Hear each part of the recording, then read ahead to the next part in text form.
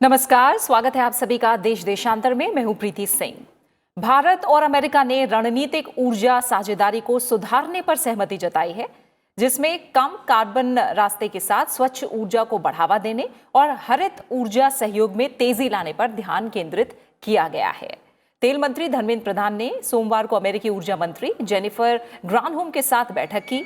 दोनों नेताओं ने भारत अमेरिका रणनीतिक ऊर्जा सहयोग यानी SEP की समीक्षा की।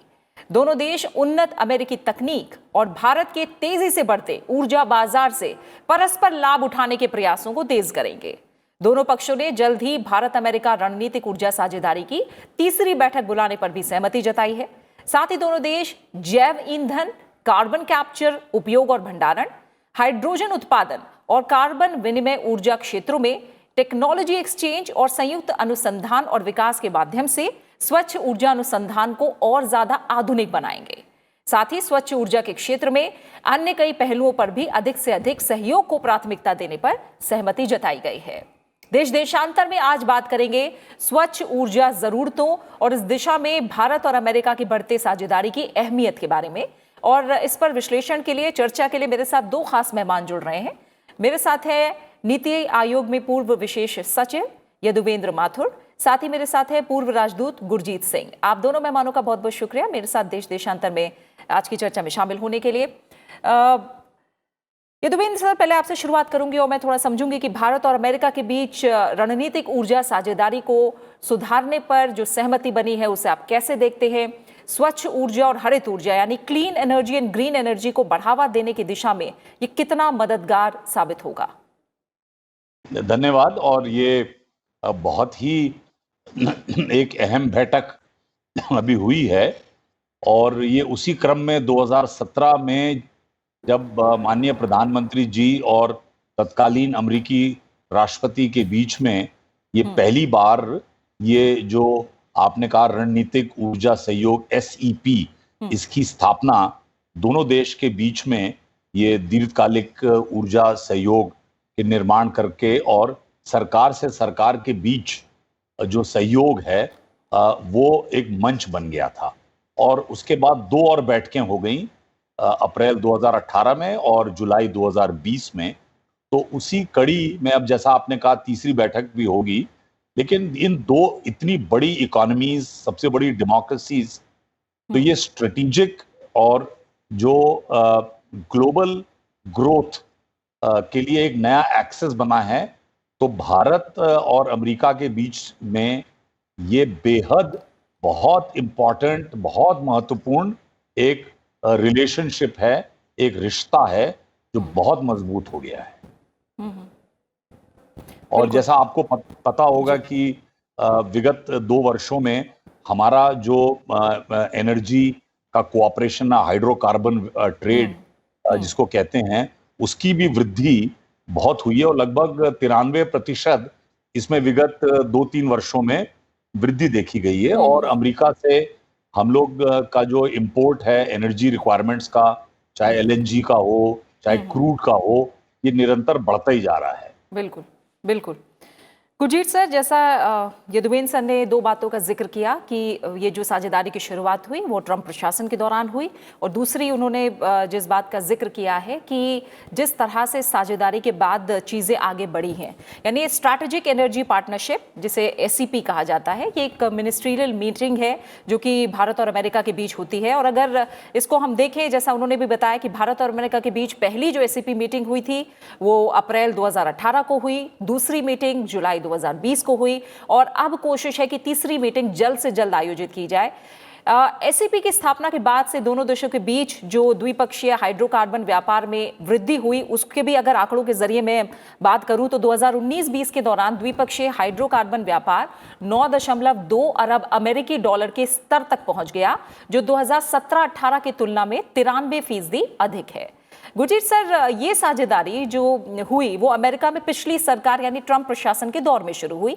अब बाइडेन प्रशासन के समय में इस दिशा में जो सहयोग है उसे और मजबूती देने की जो कोशिश हो रही है, इसे आप कैसे देखते हैं? ये दोनों देशों के नेतृत्व की प्राथमिकताओं को दर्शा रहा है क्या? धन्यवाद। जो इतिहास होता है वो कभी एक साल से शुरू नहीं होता है जी। इसलिए हम बात तो जरूर एसईपी की कर रहे हैं, लेकिन हम ये ना भूलें कि 2009 में प्रधानमंत्री मोदी और बराक ओबामा के बीच में जब पहली समिट हुई थी, तो उस समय partnership to advance clean energy pace का एक उद्घाटन हुआ था और उसके अंडर एक कोशिश की गई थी कि जो लो कार्बन ग्रोथ है उसमें ज्यादा रिसर्च की जाए और जो क्लीन एनर्जी टेक्नोलॉजीज है उनका वितरण ज्यादा किया जाए। तो उस समय जो एम्फोसिस था वो क्लाइमेट चेंज की ओर से था कि क्लाइमेट चेंज को नजर में रखते हुए हम जो क्लीन एनर्जी और ग्रीन एनर्जी है उसके ऊपर ध्यान दें। और ये जो दूसरी समिट हुई थी बराक ओबामा और प्रधानमंत्री मोदी की 2014 में, उन्होंने उस समय PASCE का विस्तार भी किया था। अब उसके बाद जब ट्रंप सरकार आई जिसका आप जिक्र कर रहे हैं, ट्रंप सरकार एक बड़ी ट्रांजैक्शनल सरकार थी, तो उसमें क्लाइमेट चेंज में कोई दिलचस्पी नहीं थी। तो ये जो स्ट्रेटेजिक पार्टनरशिप हम बात कर रहे हैं, उस समय एक बड़ी ट्रांजैक्शनल पार्टनरशिप थी जो सिर्फ ऑयल एंड गैस के ऊपर निर्भर हुई। तो ट्रंप का यही एक हिसाब था कि आप अमेरिका से ज्यादा हाइड्रोकार्बन लीजिए, और उन्होंने क्लाइमेट चेंज पे कोई अहम मुद्दा नहीं रखा। इसलिए जो आप आंकड़े बता रहे हैं, तो भारत ने अपने शेल ऑयल और बाकी ऑयल अमेरिका से लेना ज्यादा शुरू किया। तो इस नौबत पे हम आज आ गए हैं कि इराक हमारा सबसे बड़ा हाइड्रोकार्बन सप्लायर है और सऊदी अरेबिया अपनी दूसरी जगह से हिलता हिलता अमेरिका के पीछे जाना वाला है, क्योंकि अमेरिका से हाइड्रोकार्बन इंपोर्ट बढ़ रहे हैं। लेकिन अब आती है बाइडेन सरकार, और बाइडेन सरकार ने जो ये कल मुलाकात हुई, ये बाइडेन सरकार और मोदी सरकार की पहली इस मुद्दे के ऊपर मुलाकात थी कि अगली एससीपी में क्या होगा। और अगली एससीपी का जो कॉन्टेक्स्ट है वो मोर हाइड्रोकार्बन एक्सपोर्ट नहीं है, वो क्लाइमेट चेंज है। आपने पढ़ा होगा कि अभी अमेरिका के राष्ट्रपति ने 40 वर्ल्ड लीडर्स को, प्रधानमंत्री मोदी को मिलाकर 40 लीडर्स को एक क्लाइमेट समिट अप्रैल 21-22 को बुला रहे हैं। अब उस क्लाइमेट समिट में बाइडेन प्रेसिडेंट ये बताना चाहते हैं कि अमेरिका क्लाइमेट चेंज एजेंडा में लौट आया है और ये सिर्फ यूरोपीय एजेंडा नहीं है। तो उन्होंने ये सिग्नल दिया कि हम वापस ही नहीं आएंगे, हम लीडरशिप दिखाएंगे। इसलिए जो स्ट्रेटेजिक एनर्जी पार्टनरशिप है उसके 4 पिलर थे, 4 स्तंभ थे। एक था पावर ऑन एनर्जी की एफिशिएंसी, दूसरा था ऑयल एंड गैस, तीसरा था रिन्यूएबल एनर्जी और चौथा था सस्टेनेबल ग्रोथ। ट्रंप के टाइम में सिर्फ नंबर 2 स्तंभ के ऊपर जोर दिया जा रहा है, लेकिन अभी आप देखेंगे कि अमेरिका और इंडिया के बीच में efficiency of energy, renewable energy और सस्टेनेबल ग्रोथ के ऊपर और महत्वपूर्ण बातें की जाएंगी। तो इसमें होगा क्या? हम कोशिश यही करेंगे कि देखिए, भारत को तो बहुत ज्यादा ऊर्जा की जरूरत है, हम कोयले पे निर्भर है, और कोयले पे निर्भरता हमें क्लाइमेट चेंज के क्लासरूम में कोने में खड़ी कर देती थी। लेकिन प्रधानमंत्री मोदी ने 2015 की जो पेरिस सीओपी में थे, उसमें इंटरनेशनल सोलर अलायंस निकालकर क्या किया, भारत को कोने से निकालकर क्लासरूम के पहले डेस्क में बिठा दिया। अब इस पहले डेस्क के ऊपर जो लीडरशिप पोजीशन भारत की आई है, इसको हमें मजबूत करना है। और मैं समझता हूं कि ये जो स्ट्रेटेजिक इकोनॉमिक एनर्जी पार्टनरशिप है, इसमें अब आप ज्यादा स्ट्रैटेजी और ज्यादा पार्टनरशिप देखेंगे और एनर्जी का द डाइवर्सिटी होगा ही होगा।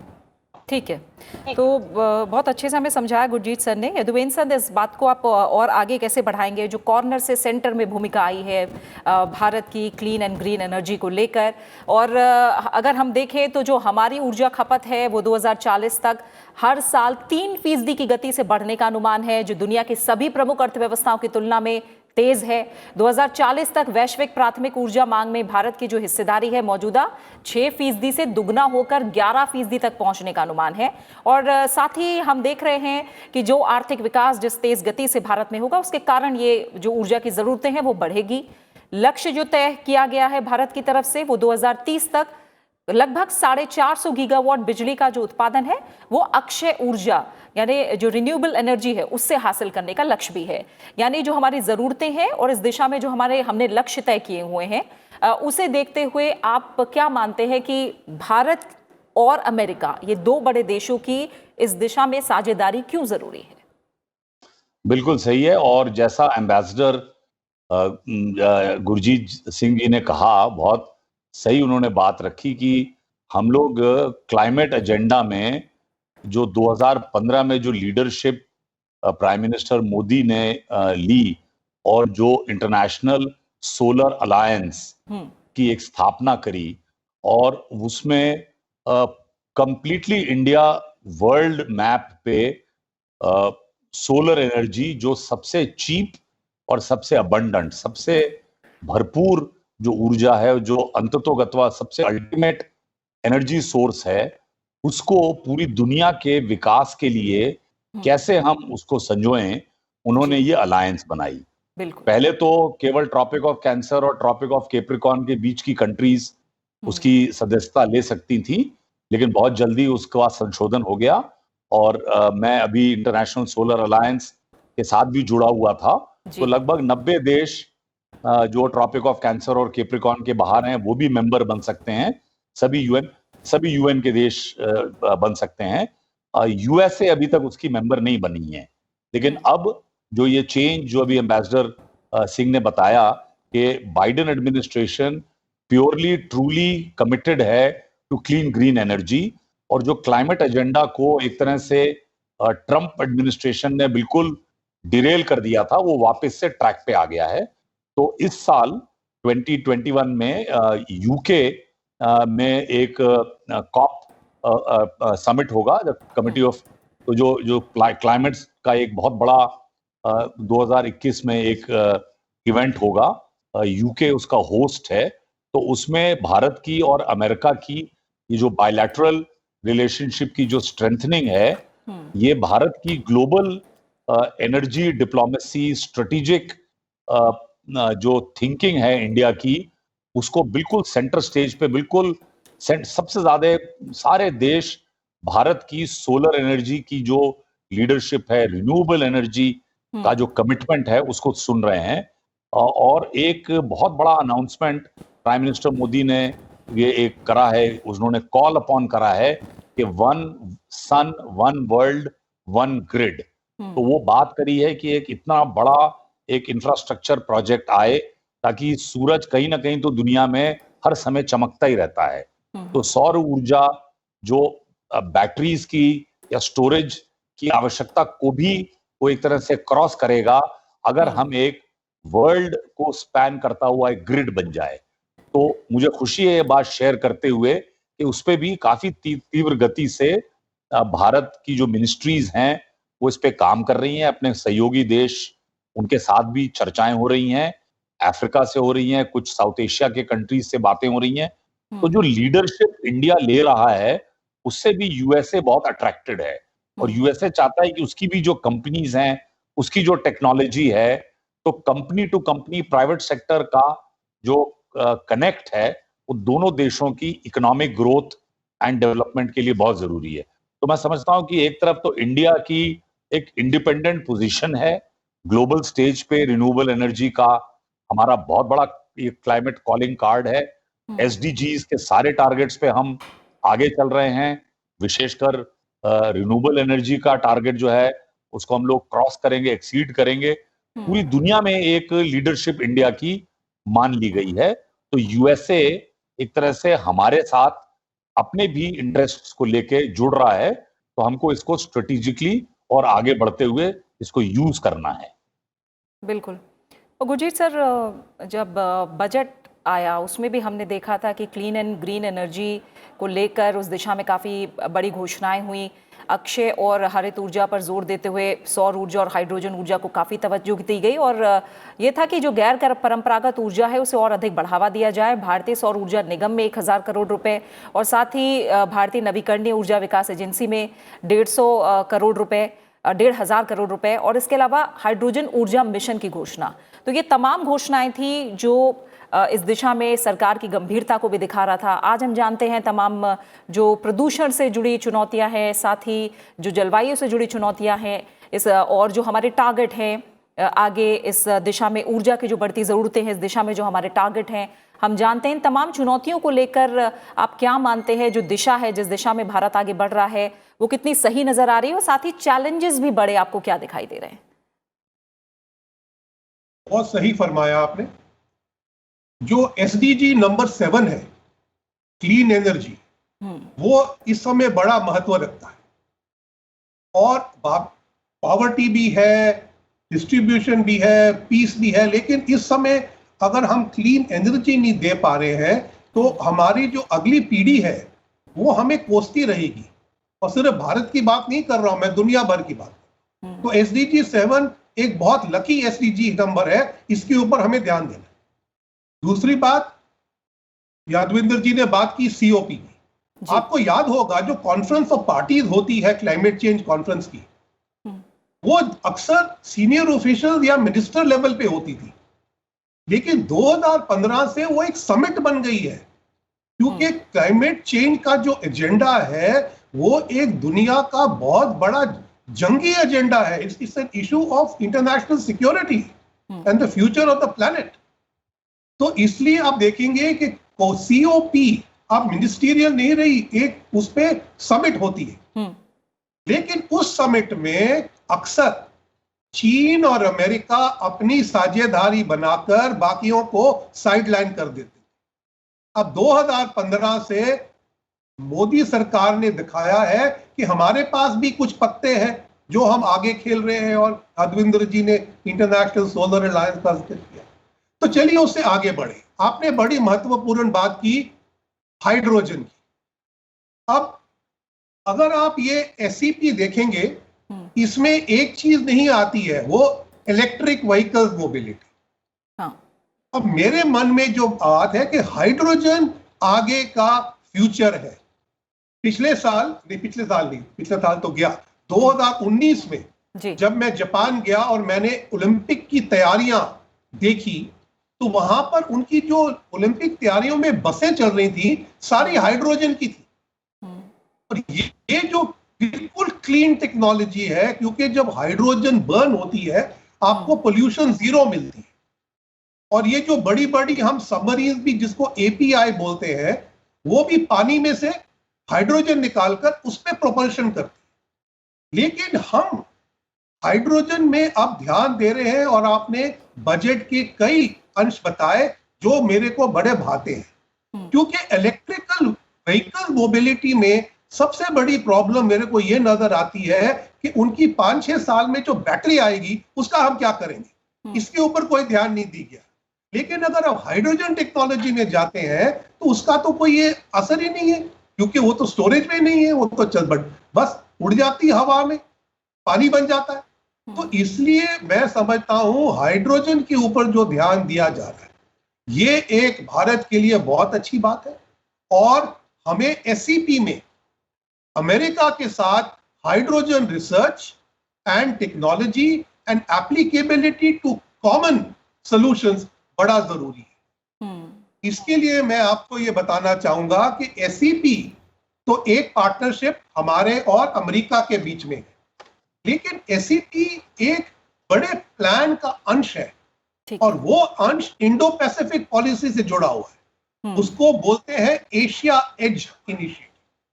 और एशिया एज इनिशिएटिव अमेरिका सारे अपने इंडो पैसिफिक भागीदारों से उस पर बातचीत कर रहा है, जिसमें भारत भी इंक्लूड। उसमें वो सोचते हैं कि एक दूसरे की एनर्जी सिक्योरिटी कैसे ताकतवर की जाए, और रूल बेस्ड और ट्रांसपेरेंट एनर्जी मार्केट कैसे बने, और फ्री फेयर और रेसिप्रोकल एनर्जी ट्रेडिंग कैसी हो, और एक्सेस टू अफोर्डेबल एनर्जी कैसे। अब देखिए, हम बात करते हैं कि हमने आम गांव में चूल्हे से लेकर गैस सिलेंडर पे लोगों को दिया है, लेकिन हम अगर उनको सोलर पे ले जाए तो देखिए कितना फायदा होगा, क्योंकि गैस तो अभी भी हम इंपोर्ट करते हैं। तो भारत का जो गैस और पेट्रोल का बिल है वो बहुत हाई है, और इस समय आप देखिए सब लोग परेशान हैं कि तकरीबन 100 रुपए तक पेट्रोल का प्राइस जाने वाला था जी। लेकिन इसको अगर हम कम करें, इसका निर्यात बढ़ाएं एनर्जी का और पेट्रोल का इंपोर्ट हम कम करें तो हमारे देश को बहुत फायदा हो सकता है। इसमें सोलर और हाइड्रोजन हमारे लिए बहुत महत्वपूर्ण है और इसके लिए हमें स्ट्रेटेजिक एनर्जी पार्टनरशिप का पूरा पूरा लाभ उठाना चाहिए। बिल्कुल। यदुवीन सिंह, आप चैलेंजेस को लेकर आप क्या कहेंगे? और अगर हम अमेरिका के साथ इस दिशा में साझेदारी की बात करते हैं तो जाहिर तौर पर यह देखना होगा कि सिर्फ भारत को एक बाजार की तरह ही ना देखा जाए, या फिर क्या आपको लगता है कि व्यापारिक समझौते की दिशा में लेकर क्या कुछ अड़चनें आ सकती हैं? हमारे लिए चैलेंजेस क्या हैं जिन्हें ध्यान में रखकर हमें आगे बढ़ना चाहिए? नहीं, आप सही कह रही हैं कि एक तो ये अपॉर्चुनिटी, ये एक मौका है कि जब हम टेक्नोलॉजी ट्रांसफर अधिक से अधिक अच्छी टर्म्स पे अपनी मेक इन इंडिया और आत्मनिर्भर भारत के उस तर्ज पे हम अमेरिका की कंपनीज को आकर्षित करें कि वो हमारे देश में अपना निवेश करें और मैन्युफैक्चरिंग एसेट्स जो एनर्जी में यूज होंगे, चाहे वो जैसा अभी सिंह साहब कह रहे थे हाइड्रोजन, और तो वो टेक्नोलॉजी आए हमारे देश में। वेस्ट टू एनर्जी वो भी एक बहुत बड़ा एरिया है जिसमें यूएस की टेक्नोलॉजी अच्छी है और वो हम लोग को देना चाहते हैं। उसमें मुझे पता है कि हम लोग काफी नीति आयोग में हम लोग बहुत उसमें प्रयास कर रहे थे कि जो वेस्ट टू एनर्जी दिल्ली के भी आसपास नेशनल कैपिटल रीजन में जो हम चुनौतियां देखते हैं प्रदूषण की और वेस्ट को हम कैसे डिस्पोज करें, तो सॉलिड वेस्ट को भी एनर्जी में बदलने के लिए मंत्रालय ने और पेट्रोलियम मिनिस्ट्री ने काफी निर्देश दिए हैं और जो पब्लिक सेक्टर कंपनीज हैं, इंडियन ऑयल और बड़ी कंपनीज ने काफी रिसर्च में भी काम कर रहे हैं ताकि ये एनर्जी से हम वेस्ट से हम एनर्जी बनाएं। दूसरी चीज जो है बायोफ्यूल्स की, तो एक मेथनॉल बेस्ड इकोनॉमी, मतलब वो भी एक मिशन था और उस पर भी काम हो रहा है, थोड़ी और गति उसमें चाहिए। इसी तरह से कोयले को भी, क्लीन कोल को भी हम कैसे गैसिफाई करें, तो इस तरह की कोई फ्रंटियर टेक्नोलॉजीज पे भी काम हो रहा है। और काश्तकार अपना फार्मर जो कुसुम योजना है कि आम काश्तकार भी एक और फसल ले सकता है अगर वो अपने खेतों पे ऐसी चीजें उगाए जिससे बायोफ्यूल बने, और वो जो मिशन है उस पे भी पेट्रोलियम मिनिस्ट्री बहुत काम कर रहा है। तो यूएसए की कंपनीज और इंडिया की कंपनीज टेक्निकल कोलैबोरेशंस कर सकती हैं और बहुत बड़ा मार्केट और टेक्नोलॉजी का फायदा दोनों साइड की कंपनीज ले सकती हैं फॉर ग्रोथ। तो उस पर भी काम हो रहा है। थोड़ा सा अब इस फेवरेबल एडमिनिस्ट्रेशन जो यूएसए में आया है टुवर्ड्स रिन्यूएबल एनर्जी, वो मेरे ख्याल से बहुत अच्छा माहौल है और आने वाले 6 महीने में मैं समझता हूं कई अमेरिकन कंपनीज और इंडियन कंपनीज की कोई डील्स भी स्ट्राइक होंगी, वो कुछ अपना व्यापारिक संबंध बढ़ाएंगी। बिल्कुल। गुरजीत सर, आखिर में आप क्या कहेंगे? जैसा मैंने पहले भी दिशा को लेकर पूछा, और अमेरिका में ही जो हालिया रिपोर्ट है वो ये कहती है कि भारत के जो प्रयास हैं इस दिशा में वो जो स्वच्छ ऊर्जा की क्षमता है उसमें लगातार इजाफा करेंगे और जो नवीकरणीय ऊर्जा के लक्ष्य हैं उनको कहीं ज़्यादा और कहीं पहले भारत प्राप्त कर सकता है। तो आखिर में आप क्लोजिंग कमेंट में क्या कहेंगे? दिशा सही नजर आ रही है? दिशा तो बिल्कुल ठीक है और जैसे यादवेंद्र जी ने बताया बहुत हमने इनिशिएटिव लिए हैं, लेकिन ये इनिशिएटिव स्केलेबल नजर नहीं आ रहे। तो इनकी स्केल कैसे बढ़ाई जाएगी? जैसे गैसिफिकेशन ऑफ कोल है या मीथेन को यूज करना है, कोल बेड मीथेन, या आप बायोफ्यूल की बात करें, इनकी स्केल इंडिया में नहीं बढ़ी। इसलिए हम सोलर एनर्जी और हाइड्रोजन एनर्जी की स्केल बढ़ाएं, ये बड़ा जरूरी है। और दूसरी बात है कि हमने कई बहुत कोशिशें की हैं कि भारत में ईज ऑफ डूइंग बिजनेस आसान हो जाए। हमें एक स्पेशल विंडो चाहिए, ease of doing energy business, और इसके आचरण में हमें जो प्राइवेट सेक्टर है इंडिया उसका पूरा फोर्स इसमें लाना चाहिए, क्योंकि सरकार को कोशिश करनी चाहिए कि वो अमेरिका और बाकी दोस्तों से टेक्नोलॉजी ले और उसका निवेश इंडिया में हो, जिसको बोलते हैं स्ट्रेटेजिक रेजिलिएंट वैल्यू चेन्स। इस वैल्यू चेन में उनका जो मैन्युफैक्चर है वो यहाँ होना चाहिए। अब आप देखिए, सोलर अलायंस तो हमने खोल दी, हमने बड़े टारगेट रख दिए, लेकिन सोलर पैनल अभी भी इंपोर्टेड चीजों पे बनते हैं, उसका स्केलेबिलिटी नहीं आया इंडिया में। हमें ये मैन्युफैक्चरिंग पार्ट कवर करना है और इसमें अपने स्ट्रेटेजिक पार्टनर्स के साथ हाथ मिलाकर हमें हाथ से हाथ, साथ ही हाथ बढ़ाना रहे, ये हमारा नारा रहना चाहिए। धन्यवाद। बिल्कुल। और इसी के साथ गुरजीत सिंह सर, आपका, यदुवेंद्र माथुर सर, आप दोनों मेहमानों का बहुत बहुत शुक्रिया समय निकालने के लिए और देश देशांतर की इस चर्चा में शामिल होने के लिए। तो जाहिर तौर पर पूरी दुनिया इस वक्त क्लीन और ग्रीन एनर्जी की तरफ तेजी से आगे बढ़ रही है। पर्यावरण को हो रहे खतरनाक नुकसान को देखते हुए ये ज़रूरी भी है और साफ है कि दो बड़ी अर्थव्यवस्था अमेरिका और भारत इस दिशा में जो उनके प्रयास हैं वो और इसके जो परिणाम रहेंगे वो हर एक के लिए सकारात्मक संकेत और संदेश भी देंगे। इसी के साथ देश देशांतर में फिलहाल इतना ही। आप इस कार्यक्रम को YouTube पर भी देख सकते हैं। नमस्कार।